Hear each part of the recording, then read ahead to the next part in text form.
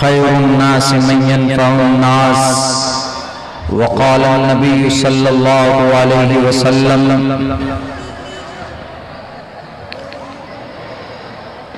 मन रआ मिनकुम मुनकरन फल्युग़य्यिरहु बियदिही फ़इन lump यस्तति फ़बिलिसानिही फ़इन lump यस्तति फ़बिक़ल्बी वज़ालिका अज़अफ़ुल ईमान रवाहुल मुस्लिम औ कमा क़ाल नबी अलैहिस्सलातु वस्सलाम।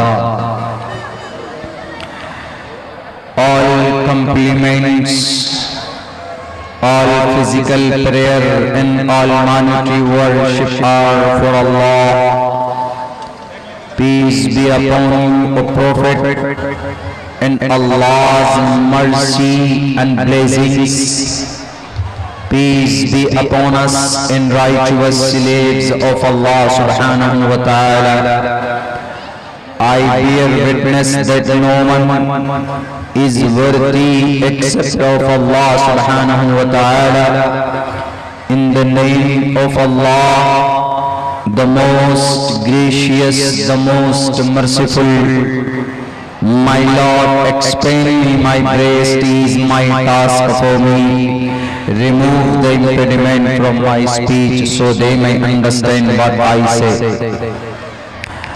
उदारा सर्व एवैते ज्ञानी तात्मेव मयिमतम् आस्थितः सहियुक्तात्मा मामेव मुत्तमां गतिम् बहुनाम जन्मनामन्ते ज्ञानवान् मां परपद्विज्ञते वासुदेव सर्वमिति समहात्मा सुदुर्लभः। ओम नमः भगवते वासुदेवाय विश्वेश्वरा आदि पुरुष अपरंपार अल्लेख पुरुषाय नमः। ओम सहनाववतु सहनो भुनक्तु सह वीर्यं कर्मामहे तेजस्वनावधीतमस्तु मा विद्विषावहे। ब्रह्मानंदमनादि विश्वपूर्वजं सत्यं परम शाश्वतं विद्या यस्य सनातनी निगम हृदये। ओम शांति ओम शांति ओम शांति। हज़रात मोहतरम, इस पंडाल में हमारे गयूर मुसलमानों, नौजवान साथियों और इसी पंडाल में हमारे समाज की इज़्ज़तदार माँ और बहनों, ये जलसा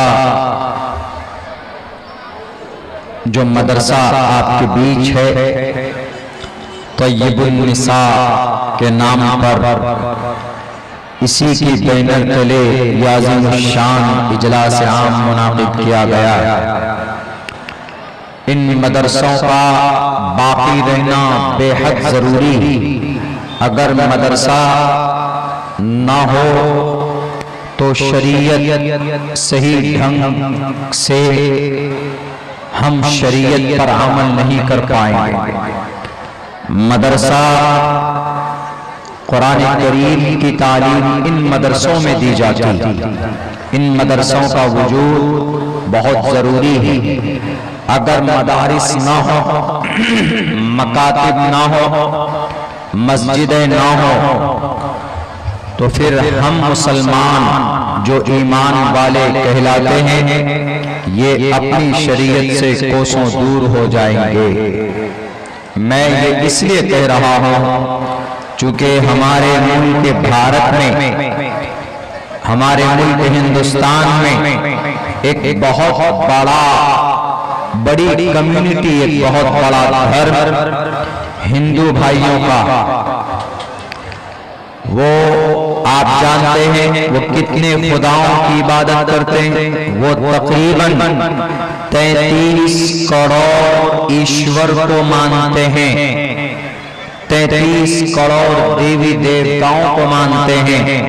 हालांकि उनकी किताब में उनके एक ईश्वर होने की दलील, मंत्र और श्लोक मौजूद है, लेकिन उसके बावजूद भी वो 33 करोड़ देवी देवताओं को क्यों मानते हैं?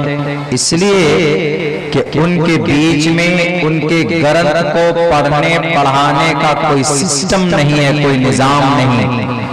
आपको पता है कि भारत के अंदर कोई हिंदू भाइयों का कोई मदरसा है, कहीं पे उनका कोई पाठशाला है जहां पर उनका वैद पढ़ाया जाता है?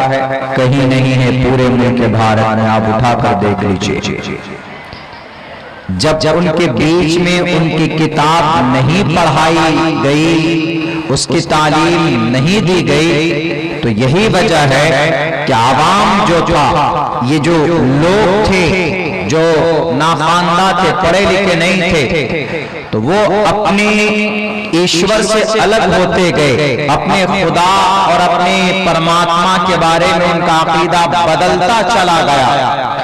और इस्लाम में भी ऐसे ही होगा।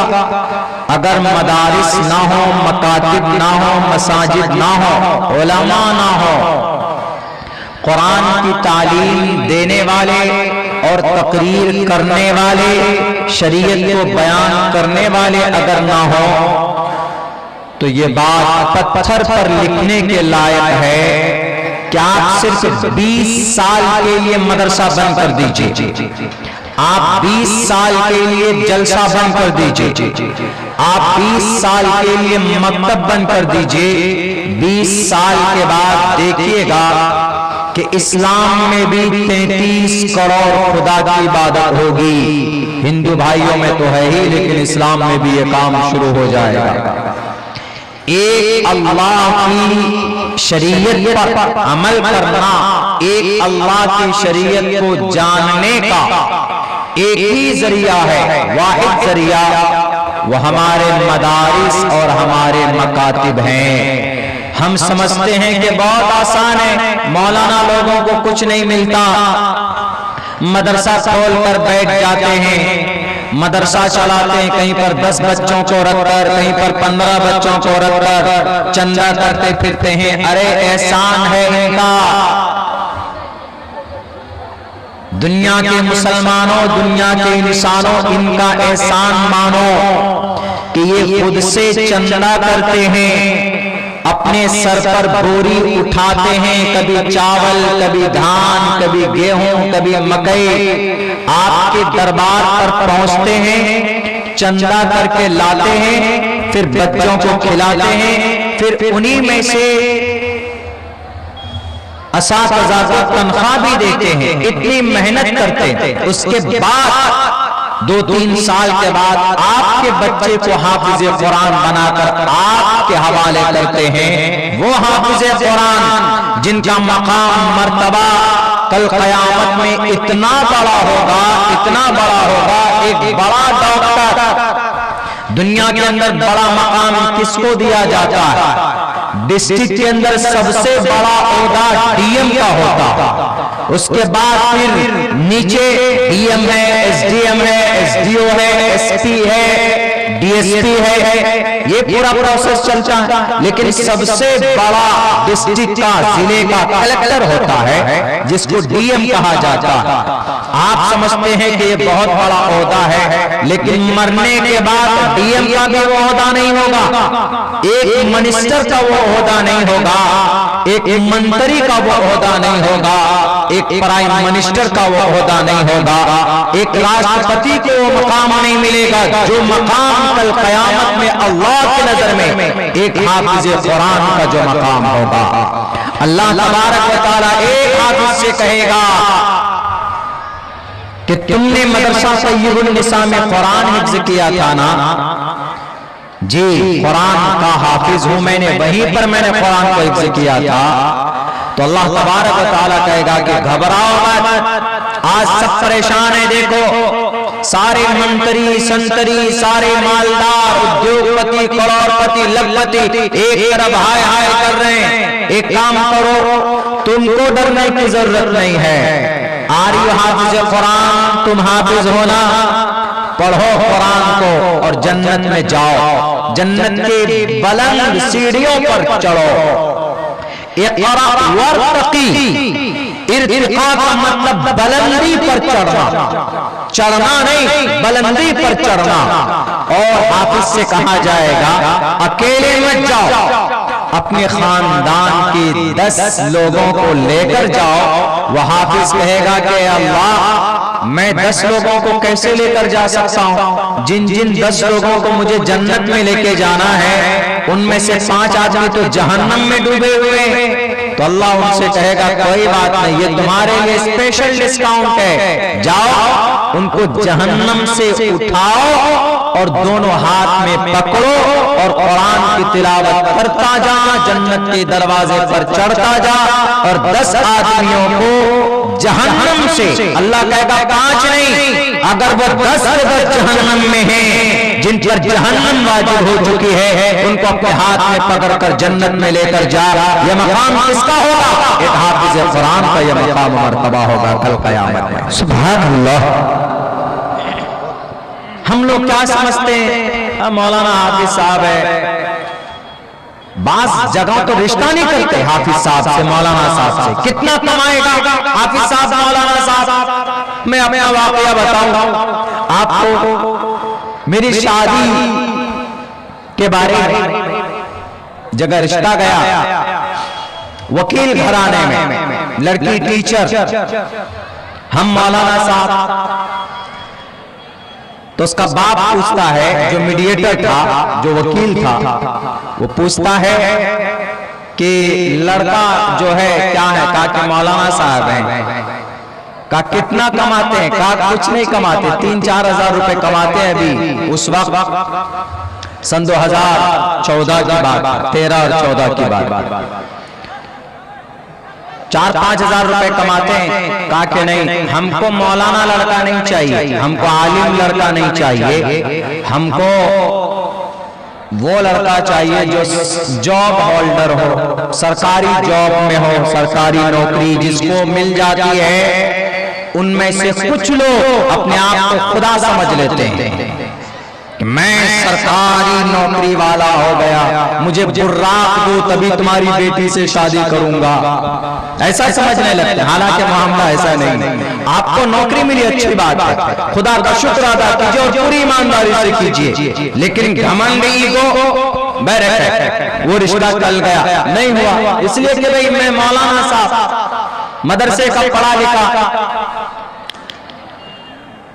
रिजेक्ट हो गए। उनकी शादी हो गई किसी अच्छे शायद कारोबारी इंसान से, बैरक है। 2 साल के बाद मुलाकात हुई उस शख्स से, उस आदमी से, शायद उसका रिश्ता जो हुआ किसी कारोबारी से, किसी बिजनेसमैन से अपने बेटी का रिश्ता किया, तो रिश्ता टूट गया था। उनके गांव में जलसा हुआ, हम गए तो वहां पर रोने लगा, बोलने लगा कि मौलाना शायद हमारी बेटी के साथ इसलिए नाइंसाफी हुई, इतना अच्छा रिश्ता नहीं मिला हमको, क्योंकि हमने आपको हकारत की नजर से देखा। हमने कहा आप क्या समझते हैं, आप वकील साहब हैं, आप महीनों में लाख रुपए भी कमा सकते हैं, 2 लाख भी कमा सकते हैं, हम आपका मुकाबला नहीं कर सकते। लेकिन एक बात मैं बता दूं वकील साहब, अल्लाह के वर्च से, बाय अल्लाह के फजल से, बाय वर्च ऑफ अल्लाह ब्लेजिंग, अल्लाह के फजल से आपके अररिया लोकसभा का एमपी इतना फ्लाइट में सफर नहीं करता है जितना ये अब्दुल्ला सालिम सफर करता है। अल्लाह का वादा, महीने में 10 से 12 मरतबा फ्लाइट में सफर करते। ये मेरा कोई कमाल नहीं है, अल्लाह करा रहा है। मेरा आज यहाँ प्रोग्राम है, कल बाना रहा भूटान की बॉर्डर पे, कल प्रोग्राम करके परसों को संभल जाना है, तो ट्रेन से जा नहीं सकते, बाई रोड नहीं जा सकते, तो बागडोगरा से दिल्ली फ्लाइट लेनी पड़ेगी, मजबूरी है, जाना पड़ेगा। तो एक महीने में 10 से 12 फ्लाइट के सफर कर लेते हैं। हमने कहा कि आप इसको क्या समझते हैं, बड़ा समझते हैं? हमने कहा कि ये सारी चीजें एकदम बिल्कुल मनहूस है, ये सारी चीजें बेमाना है। अगर आप अल्लाह की नजर में आप मकबूल नहीं है, आप पैसों से सब कुछ मान लेते हैं, आप आलिम की आपने तौहीद की थी कि हम हाफिज लड़का नहीं करेंगे, आलिम लड़का नहीं करेंगे, मौलाना साहब नहीं करेंगे। हमारे और रिश्तेदार वो कहते हैं कि मौलाना हम जॉब करते हैं, 50,000 रुपए सैलरी है, तब भी हमारा नहीं होता है, और आप लोग 15-20-25 हजार रुपए में काम चला लेते हैं। मदरसे के इमाम साहब, मदरसे के मस्जिद के इमाम साहब, मदरसे के हाफिज साहब तो कभी कभी 6,000-7,000 ही तनख्वाह होती है उनकी। मेरे स्कूल में ज्यादा 10,000 रुपए टीचर की सैलरी है। कैसे मैनेज करते हैं? अल्लाह की रहमत है उनकी। सुभान अल्लाह। तो हमने कहा कि ये दुनियावी गोलमोल चीज को देखकर इतना गुमान मत करो। टोपी दाढ़ी वाला इस जमीन पर है, उनका सम्मान करो, उनकी इज्जत करो और उनसे दुआएं लो, इसलिए कि सहाबा के बाद इस जमीन पर अगर कोई मुकद्दस जमात है तो उलमा इकराम की जमात है, वह हाफिज कुरान की जमात है। आज समझते हैं कि हाफिज साहब है तो क्या करेगा, बच्चा हमारा हाफिज बनेगा तो क्या करेगा। अरे दुनिया के अंदर ऐसे ऐसे हाफिज पैदा हो गए कि अंग्रेज गुलाम। शेख हुसैन इब्न अली सीना हाफिज कुरान, यूरोप गुलामी करता है शेख हुसैन इब्न अली सीना की, हाफिज है, लेकिन एक किताब लिखी उन्होंने अल कानून। वो किताब है MBBS नहीं, MD डॉक्टर बनने के